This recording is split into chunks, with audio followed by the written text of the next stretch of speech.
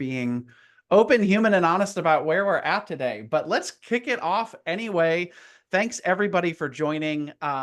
So excited to kick off our speaker training series. My name's Brian Funk here at Session Board, and so thrilled to have Rachel Morrissey, the head of content at Money 2020, joining us today to dive into the art of speaking less. How can we deliver more through our speakers, our onstage time, and our event content with less time, with a little bit more restriction and constriction. So really excited for this conversation today. Before I hand it over to Rachel to introduce herself, just a few house rules. We are recording, so this will be available on demand once we wrap. Want to encourage everybody, get active in the chat. Introduce yourselves. Let us know where you're calling in from, who you're with. And throughout the chat, I'll make sure to keep an eye on it. So as questions, arise, if people have anecdotes that you want to add to the conversation, we'll be sure to thread those in. And we are going to open up for Q&A at the end. And the caveat here is that I'm going to give everybody the ability to unmute themselves, to come on video, so that we can spend maybe 5 to 7 minutes at the end as a collective having a conversation. So I don't want this to just be a two-way between Rachel and I. I want everyone to feel like we are here in community, in conversation, diving deep on speaker training. So if you're eager to jump in and ask Rachel something specifically, we are going to give everyone the ability to do so at the end. All right, let's do this thing. I'm going to stop the share. Rachel, welcome. Hi. Thanks so much for joining. It's a pleasure to be here. This is going to be fun, I'm hoping. This will be fun. We'll have a blast. Folks are excited. I would love to just set the stage before we dive in deep on speaker training. Just give us a little bit of background on who you are, what led you to Money 2020, what do you love about the events industry?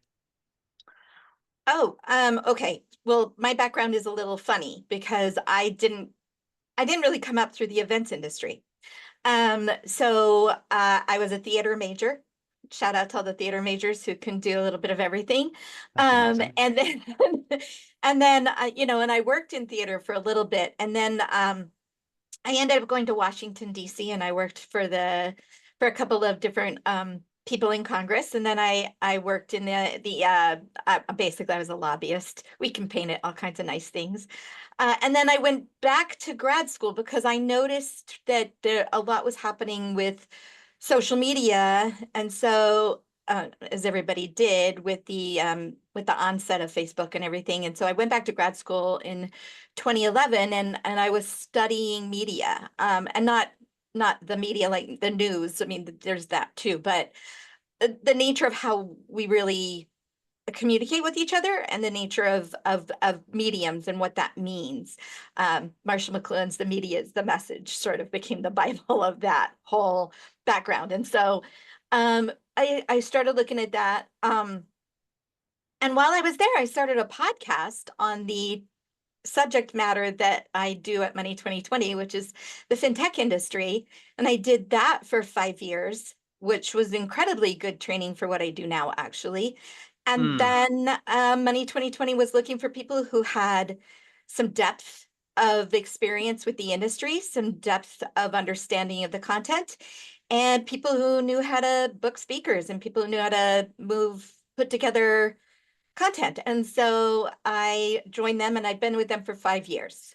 So that's Amazing. how I got into the events industry, really, which is circuitous because I sort of, I started in theater and I ended at shows. So it's so funny. I didn't know that. A common thread with a lot of the speaker trainers that we're talking to is actually a background in the theater industry. So everything from stage presence and body language, and you name it, right? There's like a really beautiful thread there. And I don't think we talked about this, but I certainly didn't get a degree, but I've done community theater for a lot of my life. So I'm a fan.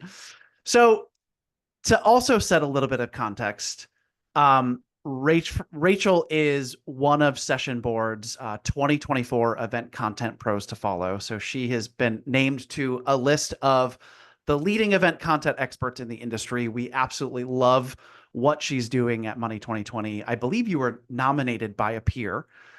Oh, that's And so nice. um, you and I first got connected because you had made a LinkedIn post, and I actually have it up here. I'm going to throw it into the chat, and this will be the shameless plug for everyone to connect here with Rachel. But you made this great post about what the team does at TED and how they, and the psychology and the science behind limiting stage time for speakers. And it's Right. something that you have implemented and deployed at Money 2020. And Yep. so I would love to peel back the layers on what got you to putting correct me if I'm wrong, I believe it's like a 5 minute, an 8 minute, and a 15 minute time restriction on stage time. So before we even get to how do you train and equip speakers to deliver the most value in a short period of time, what led you and what was the process to implementing that at Money 2020? So, it's an interesting thing. First of all, studying and doing podcasts, you get very schooled in how long a story should actually last. You get really attuned to how boring things can become, or how to keep beats moving consistently. It's also something you kind of learn on stage. If you have to understand the beats of a script and to keep things going. And as I was studying media, I was looking at the reason social media was having the effect it was, and part of the reason social media is the way it is because it's a language. We all think it's the family sharing or whatever, but it's actually just this. It's a very emotional language that goes on and is successful on social media. And emotional language is short. Emotional language Mm, isn't it, it's about a big impact with very little. The longer the post, the more people tune out. They'll like skim, right? The picture that says 1,000 words is about an emotional punch. So then, as we were looking at the content, Money 2020, when I came in, there was a lot of attention to how do we make this more engaging? What do we look at? And obviously, we wanted to really up the value of our speakers. But the other thing that we found was that we would really let things linger, or we would allow certain speakers to really linger on stage out of a sort of respect, or an idea that somehow longer is better, um, mm, and more respectful to the speaker. Here, they've made this sacrifice to travel. They're there. We don't pay our speakers. Um, but I was like, we've got the formula here wrong. We have a really powerful, really good platform for people.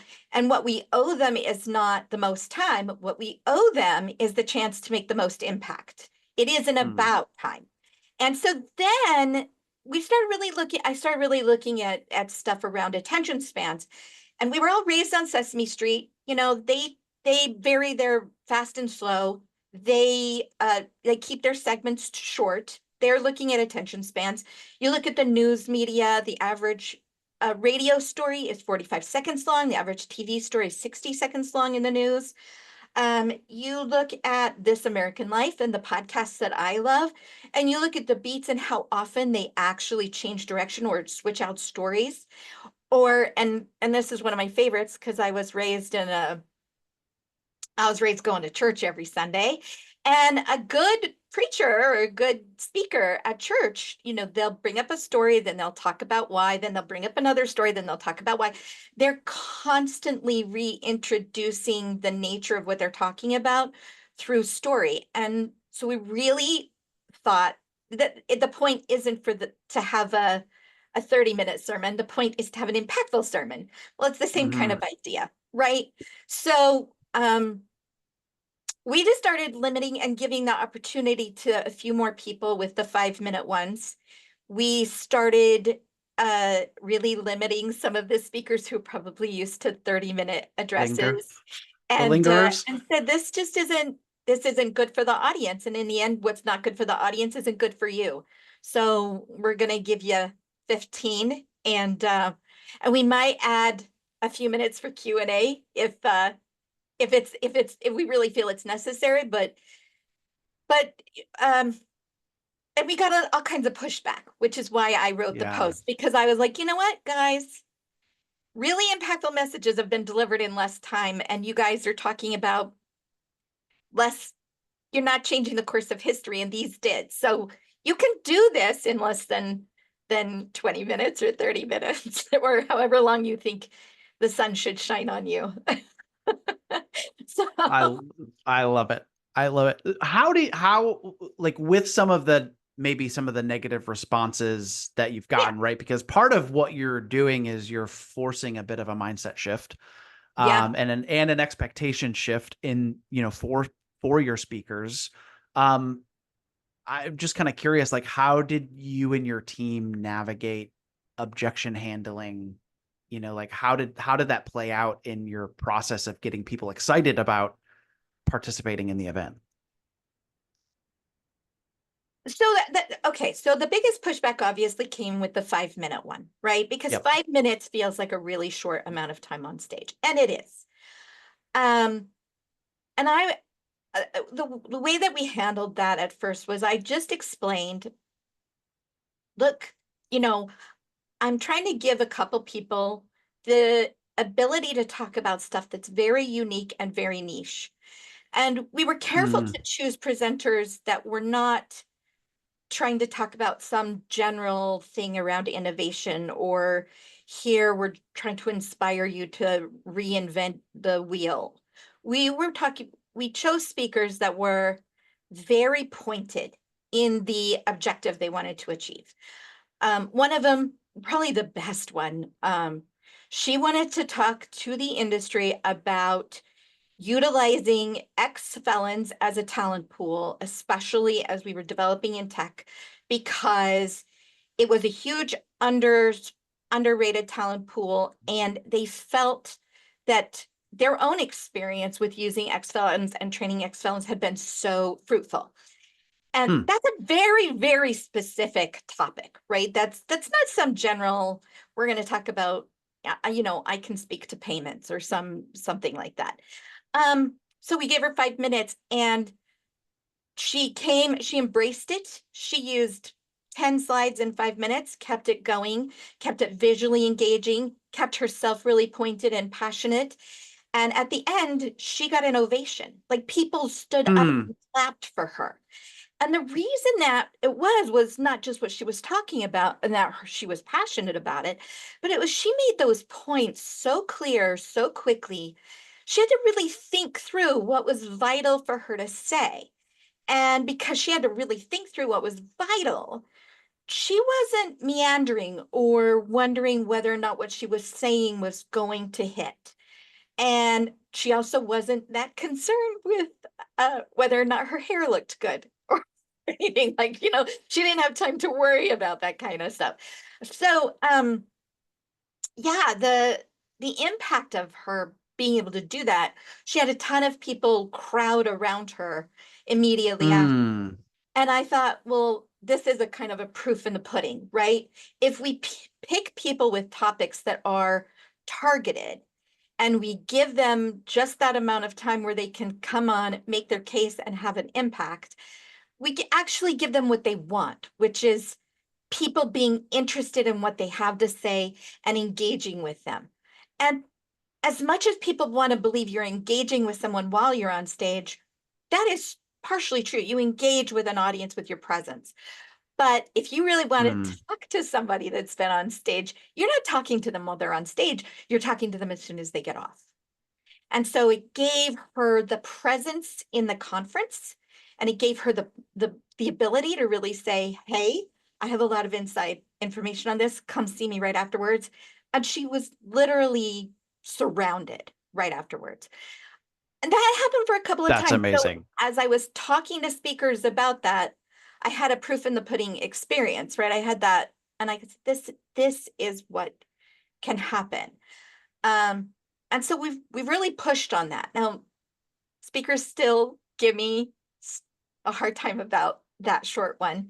The 15-minute one, they always give me a hard time with too, but less. Like, they'll go, okay, I have to ice this down from 20 to 15.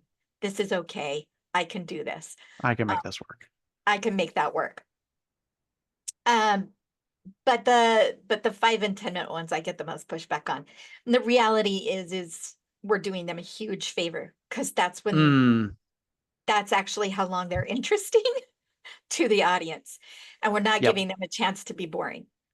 And Mm, once they experience it, they'll come back. They'll be like, oh, I'll do another 10 minute or I'll do another 5 minute.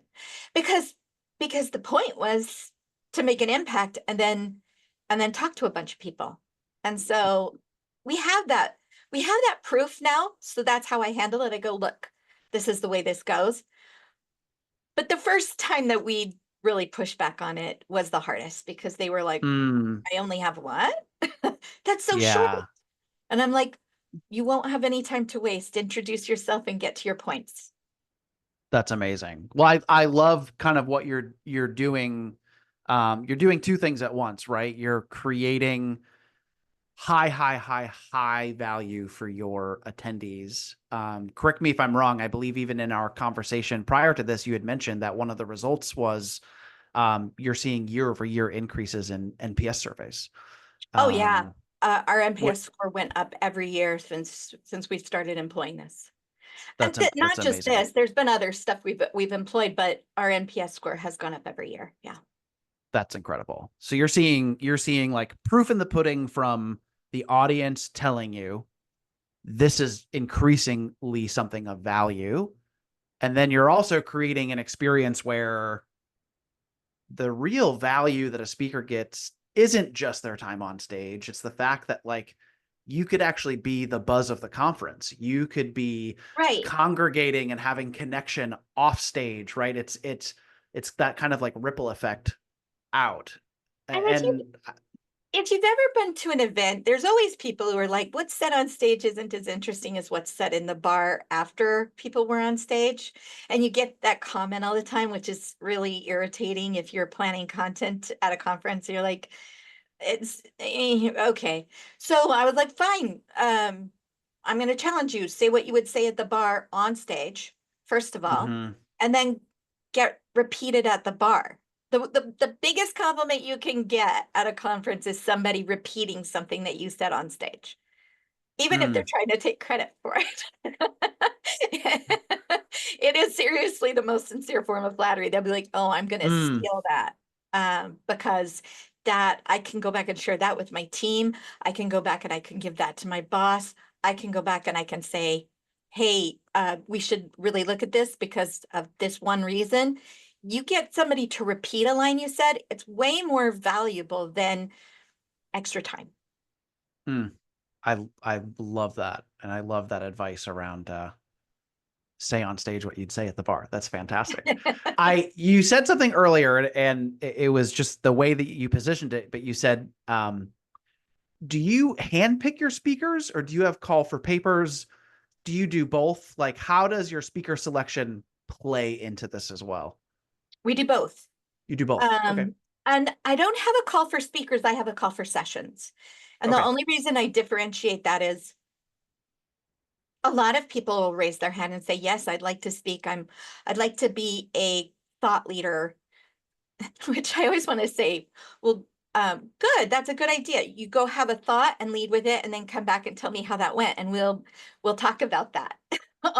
and and it's really snarky, but it is how I kind of think about it.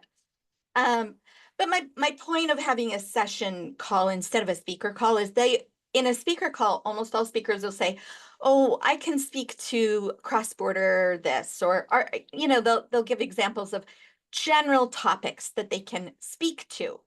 Um, and I'm like, I want to know what you want to say. So when they have to submit a session and the whole idea of the session submission, we actually said the synopsis has to be a tweet. So they've got 280 characters to give us what that session is supposed to be Hmm. about. And then we give them additional space to kind of write out more a more complete version. But the idea is to get them to think quite concisely about what they want to say.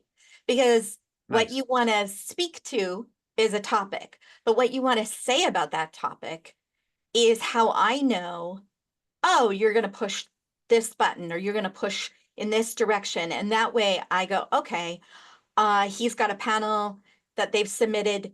This person wants to say this person wants to say this person wants to say this. This is the mix of people we're putting on stage and the different points of view that are going to be represented. All important arguments, all important stories to tell that can work. Or if somebody's giving a presentation, this person wants to get on stage and say this because of this. And I can go, oh, that's an important story. Mm. And that it has opened up a little bit who we'll engage with, because it's pretty easy to go back into your files and say, I've got my old favorites that are always reliable and we'll pick them out. And those people are good and they'll deliver. And there is nothing wrong with that. There are certain speakers that you kind of go, they're just really good. But then this gives a real opportunity for people who have, like they said, they want to be thought leaders. Well, okay, tell me what you're thinking. Tell me what you want Mm. to lead on. And so that's why I do that. And I've made it pretty clear, like we need to take in sessions, not speakers, because I expect speakers to be part of a session, but I want to know what they want to say. Yeah. I mean, I imagine that you're getting higher quality, more niche content, which is where you're looking to go anyways with the time limitation, right? So the Mhm. way you're positioning call for sessions versus speakers is already driving towards that end goal. And I also love that the synopsis has to be a tweet length. Like you're like training and coaching your speakers to be concise before they even are selected, Yep. which I think is a brilliant Jedi mind trick that you're deploying there. Well, I don't know if I'm that good, but yeah. No, We are it's trying to get them to be as concise as early in their processes as they can be. that's great. So once a speaker is selected, you've navigated the hurdles, maybe some of the opposition to, oh no, I need my 30 minutes. You've gotten to that point. At that stage, what is the process that your team goes through to further coach, train, equip speakers for their sessions? Like how are you scaling this across all of your speakers? So it's that's really hard because we do have several hundred speakers at a particular conference. It's a 4-day conference. We'll have up to 300, 400 speakers easily, Mm. without even a blink. And we're not the biggest team in the world. We have a few people doing every show. So we're talking about a really tight team. How many people specifically? I have 3 people on the US team. Three. Okay. So three Mhm. And people we're dealing for with 400 speakers. 400 speakers. Wow. What we do is because and that is part of the reason that we are so early on in the process attacking some of this, being concise and telling us what you want to say, because I don't have as much time to coach them or move them in the at the end of the process, right? I don't have to, as much time to edit every single one as I do to kind of set the expectation right up front. That's part of the reason that we really employed that is I can't coach every single speaker. Yep. For any presentations, we do have rehearsals. We always have a briefing call. We go over all the specifics. We look at the slides. We look at the pattern that they want to do. We let them do this presentation for us, and just kind of give some notes or say, hey, you want to take this out, or this is interrupting your flow, or you probably don't want this and you want to end here. So we'll do that for presentations, but those are specific, especially the 5-minute ones. A briefing call. Mm. Yeah, give me your 5-minute presentation. I'll give you notes. We'll see you in the show, and we're in a pretty good place. For panels and for things like that, we have a briefing call. We set them all up, but a lot of the lessons are the same. Um, Mm. I steal the Brene Brown line where it's data, stories are data with a soul, right? So if you're going to give me numbers, that's fine, but connect on stories. Remember Mm, that you need to tell the audience a story, because we are storytelling creatures, and we understand the world in narrative for good or for bad. And there's all kinds of studies on this. We could go on and on about that alone for hours. But the fact of the matter is that if you tell a powerful story, people are going to carry that forward with them. No problem. I mean, this has been the trick of sermons. This has been the trick of every story ever done ever. And this is why people have Blarney. This, that's mm, what this is. And if you really talk about stories to panelists, because they'll tend to be like, well, at our company, we're looking at it this way, and we have this strategy, and blah, blah, blah. And I'm like, that's all fine. That's fine, but the audience isn't going to remember that. Tell them why if you were going to talk to them about strategy, say, we noticed this problem. And then once we figured out that problem, we went, how do we tackle that problem? Let's figure out how we got to the solution that we're looking at. And that's a story arc, and people mm, will take that away. So I do talk to every single speaker about, remember, you have to be a storyteller. People connect with you on that level. mm. That's great advice. That's great advice. Do you have I mean, you already shared one story about, kind of like the best case 5 minutes. scenario for Yeah. yeah, but are there any other, you know, speakers that you've seen that have made a lasting impact on you? Like, I'm just kind of curious, like Oh, who sticks out and why? Like what did they, I'd like to kind of like peel back, like what did they do? What was it about their presentation well, I mean, and their story? there's always a few people that are going to stick out. One, they have really great senses of humor, and they usually know how to employ humor to emphasize something about the story or something about what they're talking about, that gets people to, if you can get people to laugh or to cry, they're going to remember you. I mean, it's kind of like I said, it's an emotional thing that Mm-hmm. creates trust, not really an intellectual thing. Um, and particularly with humor and comedy, when you're in theater, the first thing they'll tell you is tragedy is designed to make you cry, and comedy is designed to make you think. So if you're because to understand the comedy, you're processing things quickly. Mm-hmm. Um, and people with a really good humor are usually ones that know exactly how to take their little gem of an idea and page it in such a way that people will laugh. And then they'll go, "Oh, I will remember that punchline forever. And that makes me think of this. Mm. And I'll remember that." So I have a number of them that I think are great. I mean, I can give anybody recommendations if they want, if they want to steal my speakers, but there's a few that always do that. The other ones are usually really good at breaking down very complex things into very simple terms in a Simple. very short amount of time. So we have a marketing director who likes to say, please hit it with a simple stick, because she just wants to simplify the process. That's not actually bad advice for a speaker. Uh, Mm. how do you simplify this? Think about being a teacher. Think about thinking of the audience like really smart 6-year-olds. They may not understand where you're starting, but if you can tell a 6-year-old a lot of things. If you can simplify it, then they'll get it. So it sounds demeaning to say that about the audience, but I don't mean that demeaning. I think 6-year-olds are honest. Mm. And so I think people who can break it down to really simple steps or really simple concepts and really tie that. The last one is, I think that they're really good at creating analogies or associations that are real in people's lives, so that they go, Mm. "Oh, I didn't understand that before, but now I understand what that is.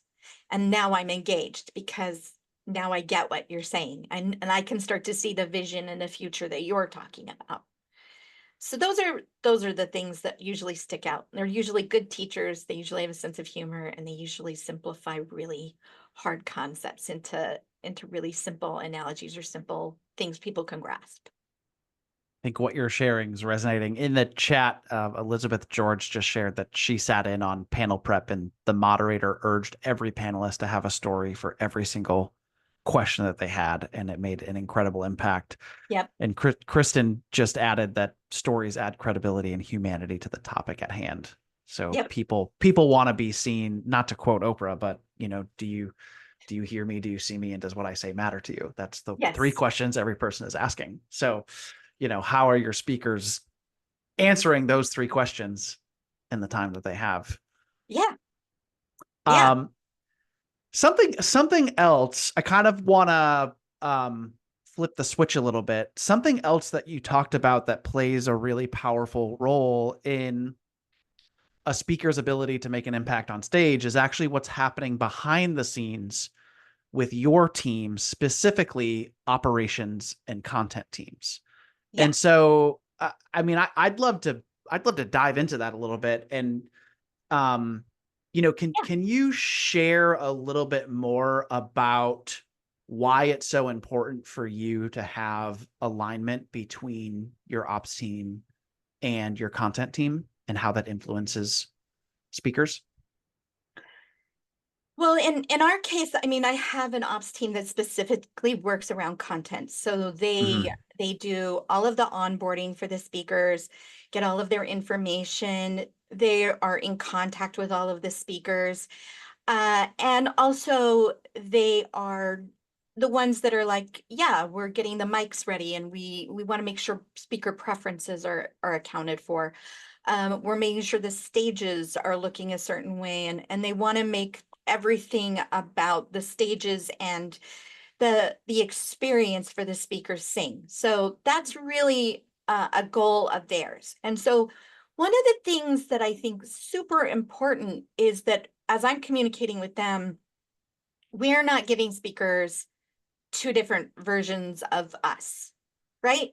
Yep. I'm booking the speakers, I'm coaching, or I'm refining the content, but they're the ones that are like, hey, here we are. We're so excited to have you. We're ready to get your bio. We want to make you look pretty. We're going to make sure you're on the website. We want to make sure you look great and that we promote you, and we have everything ready to make your experience at the show just smooth as silk. They run our speaker lounge. So everything that involves the speakers, the ops team has all the Is personal handling. touches. And they are also the ones, I mean, we always give a speaker gift, and we always have a conference around that, but in the end, they're handling the delivery of that, right? So they're they're sort of my hands-on um um sweet spot, right? Whereas I Yep. can be like, no, you don't get to say that on stage. Or I have to have the negotiation. It can be a little bit mean is the wrong word, but uh just real, right? I have Yeah. to have real Practical. negotiation. And I have to say, yeah, I'm not interested in that. Maybe we can talk about you going in this vein or that vein. And there's all of that stuff that happens as you're refining any kind of idea. Um, they just get to be nice to them. And so, and so making sure that I have really good communication with my ops team and making sure that they have all the information on any particular speaker, and that, they're there to make their lives easier and better and happier. It really smooths everything over, and the speakers feel special. Hmm. So hopefully that gets reflected when the speakers go out and perform for the audience, because it is a performance and we do have an audience, and it's a lot easier for them to feel like they can serve the audience if they feel taken care of. Hmm. And so that is really important. We want our brand to be the best for the audience, but we also want that speaker experience to be as smooth and comfortable as possible. So that's what That's that's about. That's great. I'm just curious, like what tools and systems are your team using to centralize, synthesize, and share data, information, Because we cross 400 speakers, that's a lot of detail. It is. So we have a custom built uh, system that allows for people to submit, for us to review, move things forward or not, um, send out communications around the basics of confirmations and unfortunate rejections. We get Hmm. over 1,500 submissions this year. Wow. Um, when you get that many submissions and you realize you're only going to take about 120 of them, you're looking at a lot of gentle rejections or as gentle as possible. Um, and then it also allows us to publish the agenda to the web. Hmm. So so Nice. it's a really elegant system to bring content in and push content out to the public, right? Um, it's not perfect. No system is exactly perfect.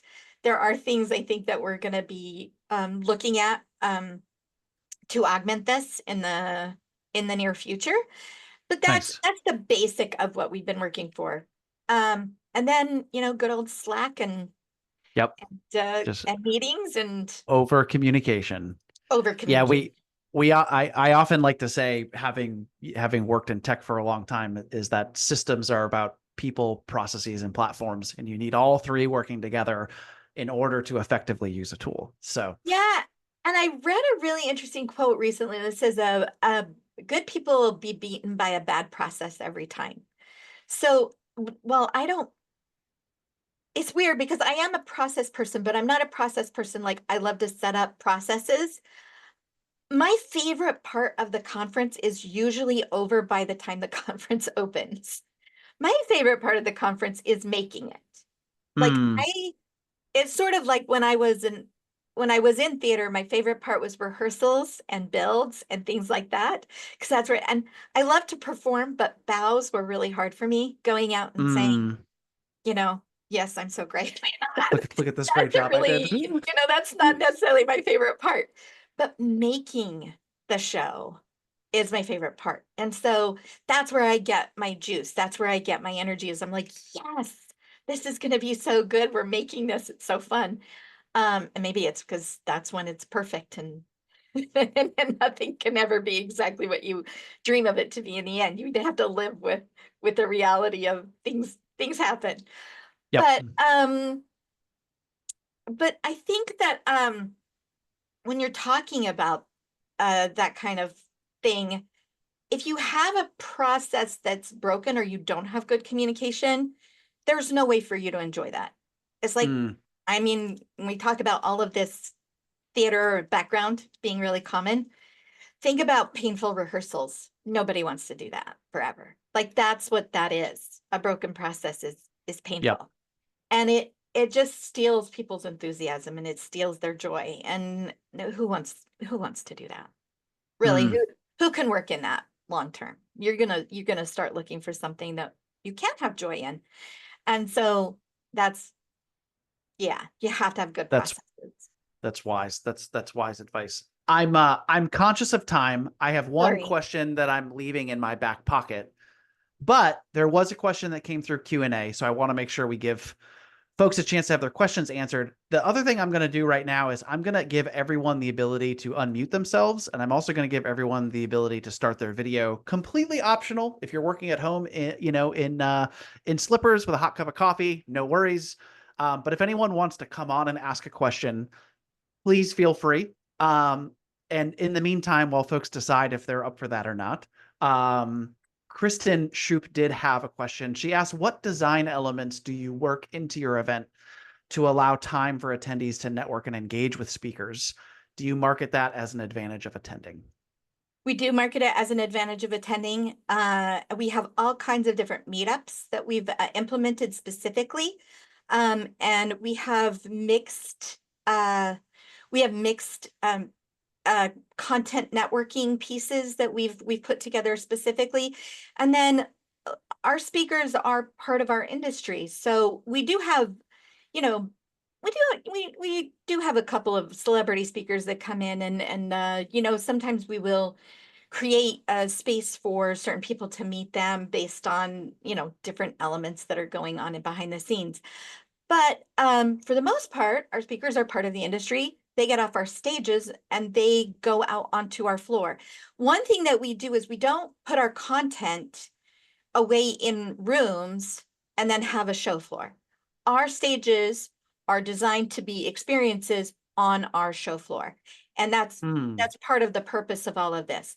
So you go to the content, you are right next to the show floor. You're a speaker, you're on the show floor. You are part of the whole. And I think that lowers some intimidation to kind of go and introduce yourself as well.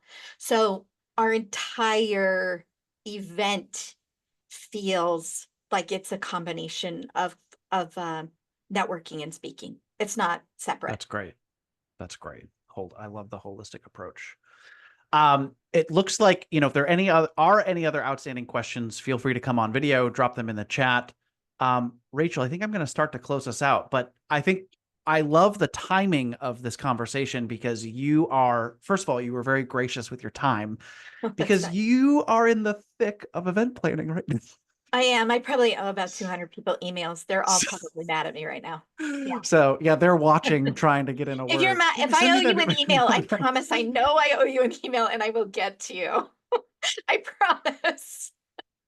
So Money 2020 goes off live in Las Vegas this October. And I'm just curious, like, as you kind of sit in presence, like, what are you seeing and learning in this year's round of speaker prep and content creation? Like, what's your biggest learning this year as you're just in the middle of it? I'm not sure I know what my biggest learning is this year as I'm in the middle of it. I might have to take a step back and assess it at the end a little bit. But I I do love working with I do have to remember, this is rote for me, right? But for a lot of these speakers, this is their first time speaking, or it's a once a year thing for them. That's special Mm-hmm. for them. It's a big deal. Whereas to me, this is my everyday. Yeah, I know you want to do this, blah blah blah blah. And they're coming at it with all of the enthusiasm that they can. And I think one of the things I'm really trying to embrace is, hey, remember, this is special for them. It might be your every day, but it's not their every day. So it's a lot more of a personal learning, like have a little joy for them to Yep. take a step back, stop being so, practical and grumpy. When you owe that many people emails, you can be kind of grumpy. Yeah. I try Don't, not to that's, be. that's a good reminder. Don't let the stress and the to-do list and the Yeah. logistics that you're, I don't want to doing year damper over their year. excitement at all. Yeah. And and to kind of bring it full circle, that's also part of the speaker experience. So It I think is. that's great. Well, thank you so much. This was so fun. I loved diving deep with you. Thanks for sharing just your humanity, your heart. I think your passion Oh, shone through. And this was so much fun. And I know everyone has busy schedules. So thanks to everyone here that attended. Really, really appreciate it. Rachel, if folks want to get connected with you, what's the best way? LinkedIn. LinkedIn. LinkedIn is Okay, the best way. great. Well, I linked Rachel's post at the beginning of the thread. So if you scroll up the chat, you can get connected with Rachel there. And again, thank you so much for cheering you on as you march towards October. And for everyone that is interested in more, I just have a few closing announcements. Let's see here. We have our next speaker training, and we actually have the head of event content and the lead speaker trainer from Google's event team joining us Thursday, August 22nd. And they also come from theater backgrounds, but we're going to be getting very, very niche and specific on how the training of an actor and how training for a stage performance actually parlays and relates to the training of your speakers. And so really excited for that session. If you would like to join, I am going to drop a link in the chat where you can RSVP. So there you go. And I also just wanted to let everyone know that today's session was brought to you by Session Board. And here at Session Board, we believe that speakers and incredible content is at the heart of every event. And our focus is on continuous innovation in speaker and content management that has helped hundreds of event organizers save hundreds and hundreds and hundreds of hours from their call to papers, abstract evaluations, awards, agenda building, speaker onboarding, comms, you name it. We help event organizers work smarter, move faster, and produce better results for their events. So thanks so much for joining. We will see you next time. Thank you so much, Rachel. And Thank until next you. time, folks, we'll see you soon.